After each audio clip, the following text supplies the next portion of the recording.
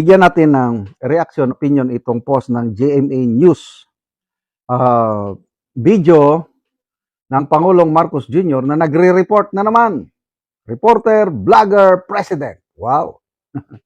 Although good news yung kanyang sinasabi, kaya lang ang tanong, tunay ba ito na siyang nagsasalita o AI lang? Hindi ko alam. Pakinggan natin ang reporter, vlogger, president. Sa ating mga minamahal na kababayan, meron po akong ibabalita sa inyo. Simula Martes, Abril na ang 14, may malaking rollback sa presyo ng langis. Mahigit 20 piso ang ibababa sa diesel. Ang gasolina naman, may bawas na 4 pesos 43 centavos kada litro. Kerosene, 8 pesos 50 centavos kada litro ang ibababa. Malaking tulong ito lalo na sa ating mga driver, sa mga commuter at sa bawat pamilyang Pilipino na araw-araw naapektuhan ng mataas ng presyo ng krudo. Hindi pa ito sapat.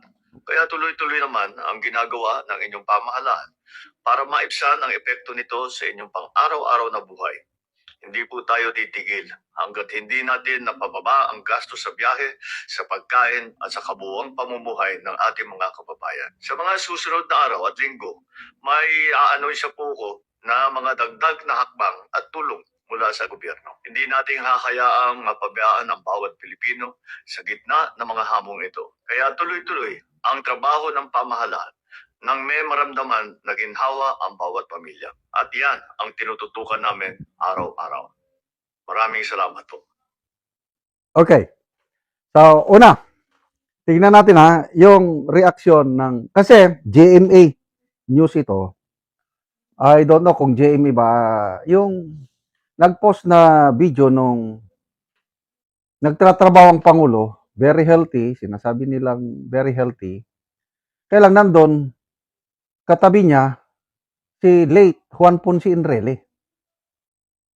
Kaya, magmula noon, naging duda na ako palagi basta may mga ganitong video. Hindi naman ako marunong tumingin kung alin ang tunay, alin ang peke. Maliban lang sa live. Ito, recorded ito. O, tingnan natin ang comments, ano?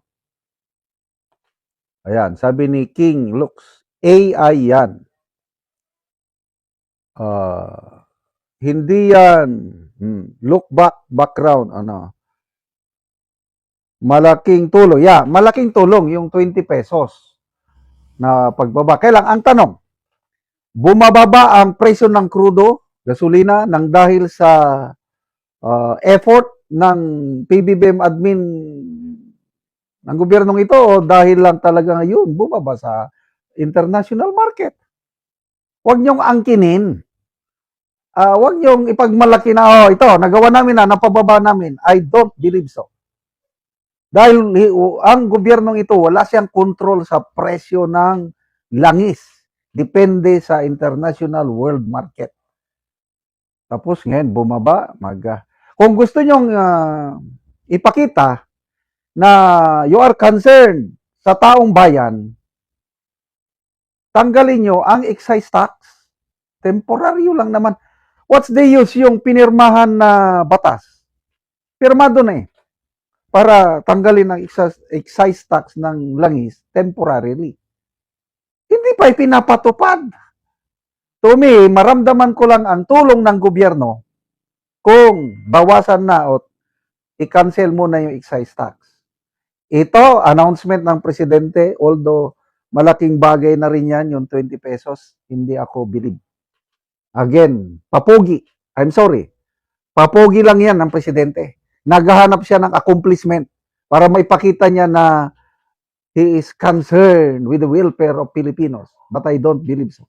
Kasi kung totoong concern siya sa welfare ng Pilipinos, hindi niya pinabayaan na yung 3 taon, 23, 24, 2025, binalahura yung budget.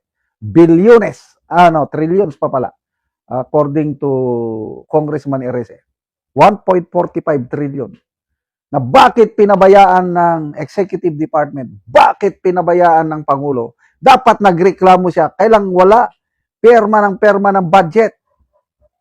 Tapos sasabihin, mahal ko kayo, I want to serve you, I want to... Huwag nyo na kaming lukuhin. Huwag nyong ipagmalaki na bumaba dahil sa inyong kagagawan, dahil wala kayong control sa presyo ng langis. Nagdepende lang yan sa presyo ng world market. Again, will this video proves that he is well? I don't think so. Kailan sila magla-live? Kasi kung live, may question and answer. Kaya kagaya sana yan, press con. Okay, press con. Magtawag ang Malacanang press con. Ang Pangulo haharap sa media, question and answer. Sumasagot siya. Kagaya yung ano bang matanda. Yeah, nag-press con siya nung meron ng warrant of arrest si Saldico. Yung mga ganun, nag-press con siya. Kailan pa siya nag-press con? Nung nakidnap si PRRD, nag-press con siya. O bakit hindi niya magawa ngayon ang mag-press con? Puros ganito, record, may ibabalita ako sa inyo. Maniwala ba kayo na yan na ang ating presidente, healthy, alive? Kanina may nabasa akong post, nag-dinner date daw ang Pangulo at ang unang ginang. Wow naman, salamat. Ganyan ba, mapagmahal sa isa't isa?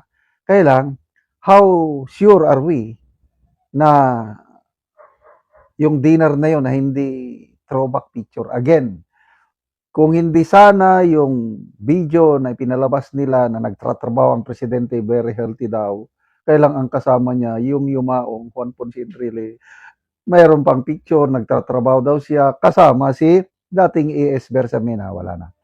Puros question mark na. I'm sorry. Tuloy, malala ko yung bata sa game show. Lalaki, politiko, sino yan?